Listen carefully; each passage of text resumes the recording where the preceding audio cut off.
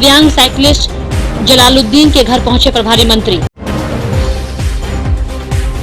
कर्मचारी संघ ने थाली पीट कर किया प्रदर्शन। 1 जून से बसों का परिचालन हुआ प्रारंभ।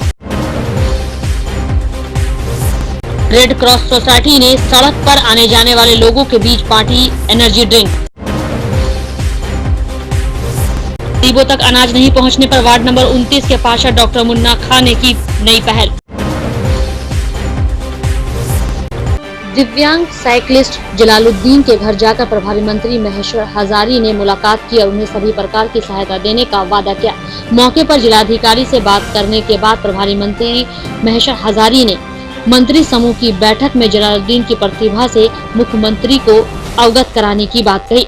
वहीं मंत्री ने बिहार सरकार की तरफ से रेसिंग साइकिल प्रशिक्षण और अंतर्राष्ट्रीय स्पर्धाओं में सभी व्यय वहन करने का आश्वासन दिया। क्योंकि वहाँ से जो है ना सर जा चुका है। कैबिनेट बैठक है ये आप फादर हमारे कौन है? ये फादर अच्छा ठीक बहुत मदद।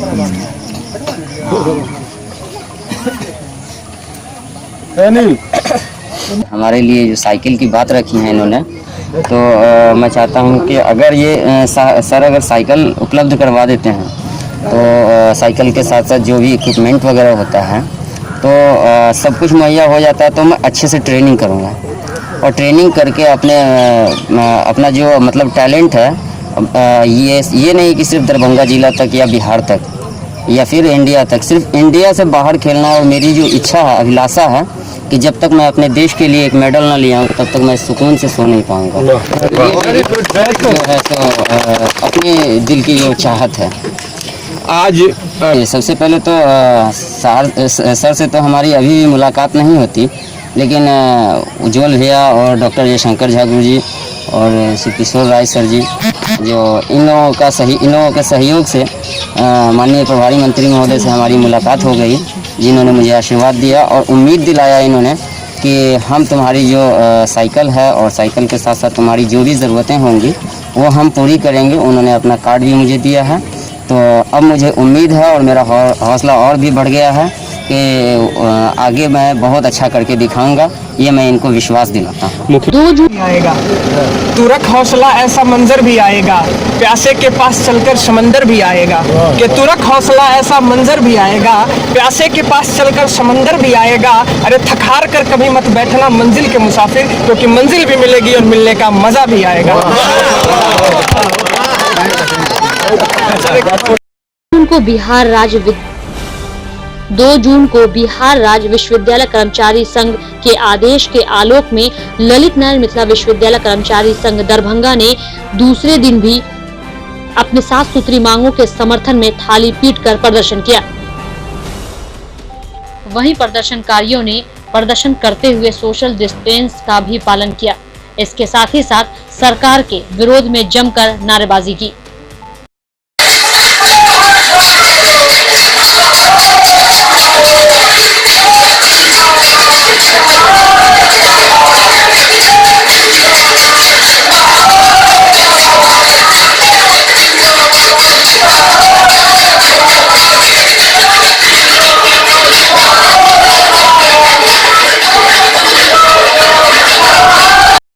जो 28 अप्रैल को जो पत्र निर्गत किया है 25% वेतन कटौती संबंधी, उस पत्र को वापस ले।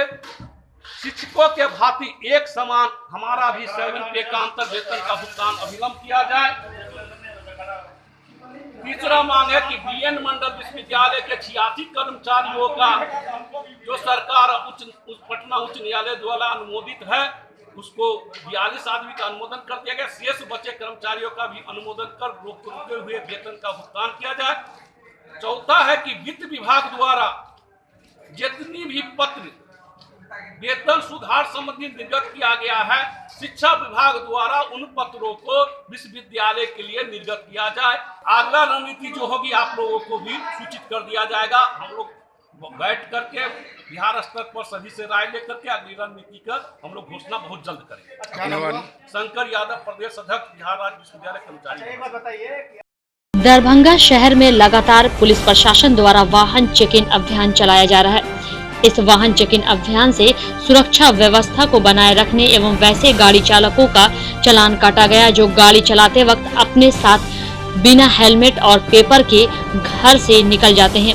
वैसे लोगों को सड़क से गुजरते वक्त पुलिस प्रशासन के द्वारा रोककर उनके चालान काटे गए।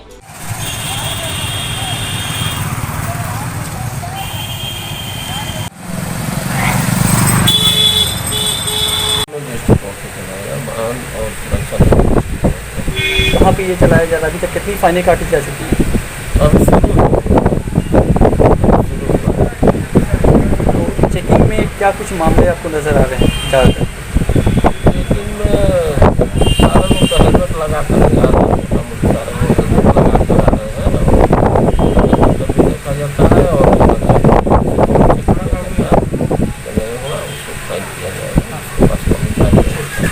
लॉकडाउन के बाद बस, रेलवे और प्लेनों की उड़ान को पूरी तरह से बंद कर दिया गया था, लेकिन अब ट्रेन और बसों को 1 जून से चलाया जा रहा है।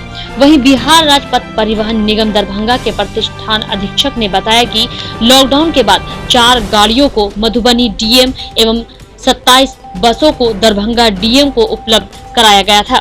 इन बसों से लॉकडाउन के दौरान फंसे मजदूरों को लाने ले जाने के साथ ही साथ क्वारंटाइन सेंटर भेजने का भी कार्य किया जा रहा था। वहीं बिहार राज्य पथ परिवहन निगम दरभंगा के प्रतिष्ठान अधीक्षक ने बताया कि लॉकडाउन के बाद पथ परिवहन को इस वजह से 73 लाख रुपए का नुकसान झेलना पड़ा है। चलाने का आदेश 1/6/2020 से 8 गाड़ी मेरे पास में है जो चलाने का आदेश आ गया है, जो गाड़ी हम चला रहे हैं। और जहाँ तक घाटे की बात है 22/3/2020 से लॉकडाउन चला। लॉकडाउन तो अभी है ही, लेकिन जिला प्रशासन दरभंगा एवं जिला प्रशासन मधुबनी, जिला प्रशासन दरभंगा को 27 गाड़ी दरभंगा प्रतिष्ठान द्वारा उपलब्ध कराया गया और 4 गाड़ी मधुबनी जिला प्रशासन को दिया गया दरभंगा से।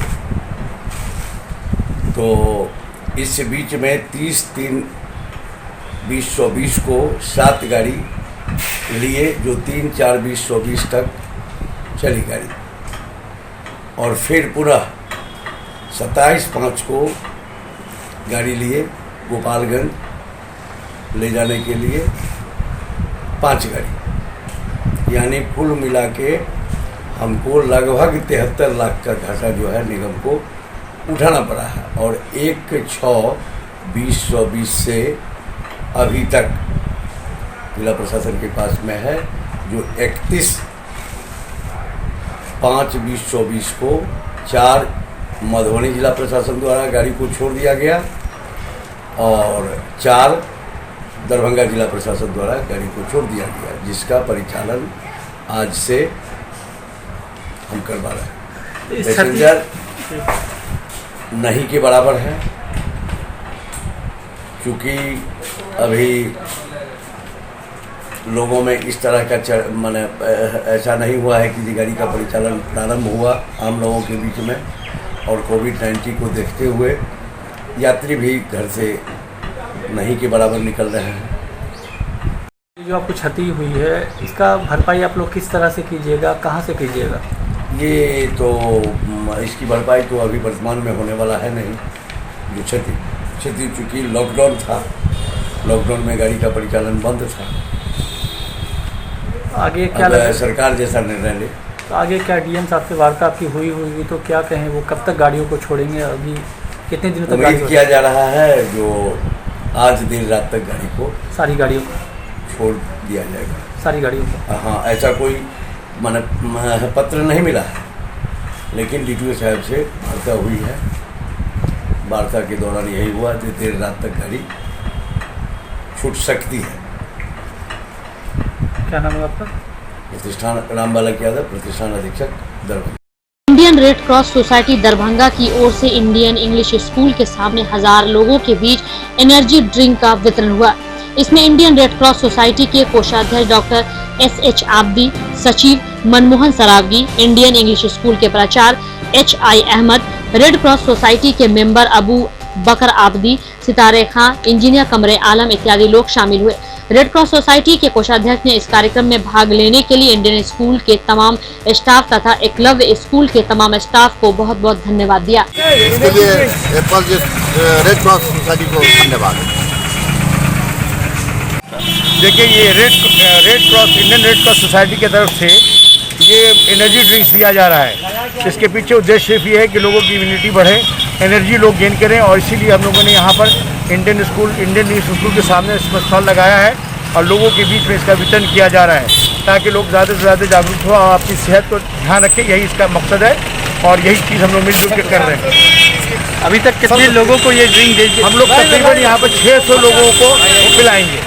आप जी, कितने दिनों के लिए यहाँ पे कैंप लगाया गया है? 600 आदमियों के लिए, 600 आदमियों के लिए। तो ये तो महामारी जो चल रही है उसमें हम लोग चाहते हैं कि कुछ लोगों को कुछ तो राहत पहुँचे, और ये गर्मी के दिनों में ये एनर्जेटिक जूस जो हम लोग डिस्ट्रीब्यूट कर रहे हैं उससे चाहेंगे गरीब के अंदर एक ताकत सी महसूस हो और उनके अंदर जो गम है वो कम से कम थोड़ा सा तो दूर हो। ये उद्देश्य लेकर के आज जो है ना हम लोगों ने इंडियन रेड क्रॉस की तरफ से SH आबदी साहब मौजूद हैं, उनके और उनके साथ इंडियन इंग्लिश स्कूल के जो स्टाफ हैं और हम लोग हैं वो उनके स्टाफ हैं, इन सब लोगों ने अपनी पूरी कोशिश की और कम से कम लगभग जो है ना 1000 जो लोगों को डिस्ट्रीब्यूट किया गया। कहाँ इसे अभी वितरण किया गया और कितने दिनों का ये कैंप है? ये कैंप तो अभी तो चलता रहेगा। अभी तो काफ़ी दिनों से मतलब कि हमारे ख्याल से जो है ना ये NH पे चल रहा था ज़्यादा से ज़्यादा, वो तो आबदी साहब ज़्यादा ही बताएंगे इसके बारे में, लेकिन जहाँ तक हमें जानकारी है हम अप्रैल से जो है ना इसमें हम जुड़े हैं। आपका नाम? HI Ahmad, Indian English school. लोगों का पसंदीदा फल आम इन दिनों बाजार में आ चुका है। इस फल को सभी तबके के लोग बहुत शौक से पसंद करते हैं और ज्यादातर इसमें मालदा आम ही बाजारों में बिकता है। वहीं दूसरी तरफ आपको ये भी बता दें कि इस साल आम 1200 से 1500 रुपए तक सैकड़ा बिक रहा है। इस साल कोरोना की वजह से बाजारों में आम की खरीदारी भी काफी कम देखने को मिली।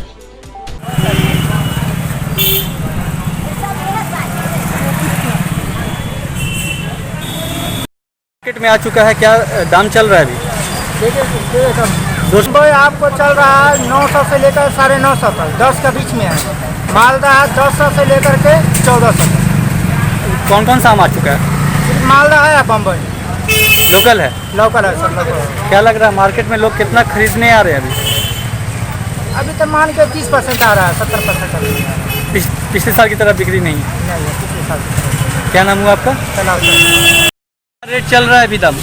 क्या चीज़ का सर? मालदा या बम्बई? सारे आमों का क्या रेट चल रहा है, नाम बता दीजिए। मालदा का सर 1250 से लेकर के 1300 तक बिकता है। और बाकी आम कौन सा आ चुका है? वो बम्बई अभी आया हुआ है, उसका क्या दाम चल रहा है? वो 900 से लेकर 1150 तक। क्या लग रहा है कितने दिन पहले माल उतरा है? माल उतरा है लगभग 1 हफ्ता पहले। अब बिक्री की बात करें तो बिक्री बहुत कम है सर, पहले के मुताबिक बहुत कम है। क्या नाम है आपका? लालू कुमार। जन अधिकार पार्टी लोकतांत्रिक के जिला अध्यक्ष वार्ड 29 के डॉक्टर मुन्ना खान ने एक अच्छी पहल शुरू की, जिससे ऐसे कार्ड धारक जिनके पास कार्ड रहते हुए उन्हें डीलर द्वारा अनाज आवंटन मुहैया नहीं कराया गया, जबकि डीलरों को उस यूनिट का अनाज जिला आपूर्ति द्वारा आवंटन कराया जा चुका था। मगर अब तक पोस्ट मशीन में ऐसे गरीबों का नाम टैगिंग नहीं हुआ था, जिनकी वजह से उनको अनाज नहीं दिया गया। ज्ञात हो कि इसकी जानकारी जिला अधिकारी डॉक्टर त्यागराजन SM को मुन्ना खान ने पत्र के माध्यम से दिया, जिसकी प्रतिलिपि अनुमंडल पदाधिकारी सदर और जिला खाद्य आपूर्ति पदाधिकारी को भी इसकी जानकारी दी गई थी। इसी क्रम में आगे बढ़ते हुए डॉक्टर मुन्ना खान ने एक फॉर्मेट बनाकर अपने डीलर शिव कुमार महतो और अख्तर जमाल को दिया, ताकि ऐसे कार्ड धारक जिनका ई-पोस्ट मशीन से किसी कारण से टैगिंग नहीं हो सका और उनका नाम, कार्ड नंबर, हस्ताक्षर और मोबाइल नंबर भरकर कार्यालय में जमा कर दे, ताकि इन लोगों को अगले महीने अनाज लेने में कोई कठिनाई नहीं हो। डीलर के पास तो मैं आज गया था 2 तारीख को। मैं सबसे पहले 29 तारीख को ये DM महोदय को और अपने नगर आयुक्त महोदय को और खाद्य आपूर्ति विभाग के को हमने ये लेटर लिखा था। उसमें ये था कि जो गरीब ई-पोस्ट मशीन से जिनका कार्ड रहते हुए ई-पोस्ट मशीन से टैग नहीं है, सीडिंग नहीं हो सका, जिसके वजह से आज तक उनको अनाज नहीं मिल रहा है, जबकि पिछले बार उनको अनाज मिला था। नीतीश कुमार जी के कहने पे कि जिसके पास कार्ड है या कार्ड नहीं, उनको भी अनाज मिलेगा। इस कारणवश इस बार फिर दोबारा जो है ऐसे गरीब वंचित होगा अनाज से, जिसके लिए हमने डीएम महोदय को चिट्ठी लिखी थी। डीएम महोदय ने इस पर संज्ञान लिया। मैं उनका दिल से आभार व्यक्त करता हूं और बहुत बहुत धन्यवाद देता हूं। इस पर संज्ञान ही नहीं लिया, संज्ञान लेने के बाद इन्होंने आगे भी बात किया और आज ये हुआ कि हर डीलर को ये आदेश आ गया है कि वो जो भी कार्ड धारक हैं उनको किसी भी हाल में उनको अनाज देना है। जितने भी जो भी कार्ड धारक जिनका ई पोस्ट मशीन से नहीं हुआ है, वो टैग नहीं है, उनको जो है हर हाल में अनाज मिलेगा। इसीलिए मैं आज वहाँ गया था डीलर महोदय के पास कि मैंने एक ये बनाया, सीट बनाया है, एक फॉर्मेट बनाया है। इस फॉर्मेट में मैंने लिखा है कि इसमें क्रमांक संख्या है, कार्ड नंबर है, कार्ड का प्रकार है और जो कार्ड धारक है उसका नाम है, उसका मोबाइल नंबर और हस्ताक्षर है। इससे फ़ायदा ये होगा, ये ऐसी पहल है कि अगर हर पार्षद अपने कंट्रोल अब जो भी खाद्य प्रणाली वितरक हैं, अगर उनको ये दें तो अगले महीने में जो हर महीने ये चीची हो रहा है कि हर महीने इनको अनाज नहीं मिलता है या फिर ऐसे गरीब वंचित रह जाते हैं, अगर ये फॉर्मेट पर ये उनका कार्ड धारक का नाम और उसका प्रकार और उस परिवार के मुखिया का नाम और उसका हस्ताक्षर मोबाइल नंबर आ जाएगा, तो अगले महीने में इसको इस बीच में जो टाइम पीरियड मिल रहा है, इसको डीएम महोदय चाहेंगे तो किसी भी परिस्थिति में इसको टैग करवाकर अगले महीने इनको अनाज आराम से मिल सकेगा।